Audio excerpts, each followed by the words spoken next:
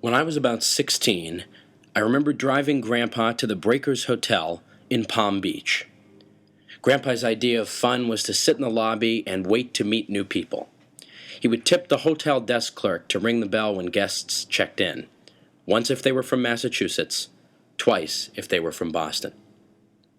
When the bell rang twice, up would go Grandpa, introducing himself to the strangers. By the end of the day, he would have gotten himself invited to lunch and dinner and would have had the time of his life. Edward M. Kennedy. John Francis Honey Fitz Fitzgerald was a character. The gregarious nature his grandson would describe was a quality Fitzgerald possessed in unlimited quantity. This proved advantageous. Fitzgerald was successful as an alderman, a state senator, and United States congressman. His most successful endeavor, though, was as mayor of Boston, an endeavor that began in earnest on December 12, 1905, Election Day. Election Day in Boston was projected to be, quote, cloudy to partly cloudy with a chance of rain, unquote, by the Boston Daily Globe. But there was more than a chill in the air. It was an exciting time for Boston, tangibly exciting. The man that had been responsible for Boston's first motorcade, complete with red flares, spent Election Day morning making one final pitch to each of the city's 25 wards. As he zigzagged across wards he had grown to know so well, Fitzgerald quickly realized some were easier than others. In Ward 8, which would deliver a win for the Republicans later in the evening, Fitzgerald had a notable encounter with an old friend turned adversary, Martin Lomasney. "Cheer up, Martin," Fitzgerald is reported to have said, as if the election were even close to over. Fitzgerald was anything but pessimistic. At this point, around 4:30 in the afternoon, he was also a tired man.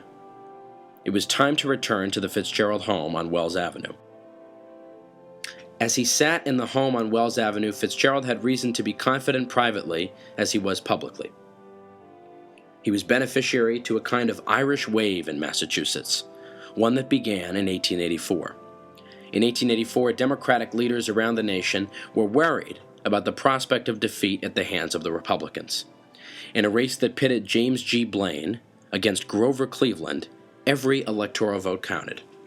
Partnership was needed. The Brahmin Democrats convened with the Irish Democrats, with Mugwumps joining too. Months later, Cleveland claimed a victory. In Boston, the Irish were claiming a longer-lasting one. Statistics showed that a full third of Massachusetts votes for Cleveland came from Irish Americans. The tables were now turned, and a movement was in the making. The Irish no longer needed Brahmins. The Brahmins needed them. Hugh O'Brien, elected in late 1884 as the first Irish mayor, Patrick Collins, elected in 1901, as well as numerous other Irish officials in Boston, were in office because of that moment. And December 12, 1905, was Honey Fitz's opportunity to ride the wave to City Hall. 3 hours after he retired to Wells Avenue for a nap, Fitzgerald could see a decisive plurality forming in the election results over which he pored. By the time his brother, with a reporter from the Globe, started the drive to Wells Street, the jubilation there was uncontainable. It was a similar scene at City Hall, where the largest crowd on record gathered to wait for the election results live. As the City Hall crowd cheered the win, Fitzgerald sped past a rowdy Codman Square towards Democratic headquarters in Boston, where he would accept his mayorship.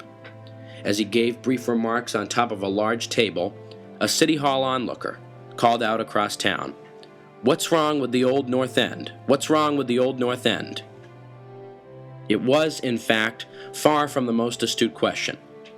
For those who had opposed Fitzgerald and his predecessors, and for those who had seen the success of Irish aldermen and politicians in Boston, the better question might have been, what's right with the old North End?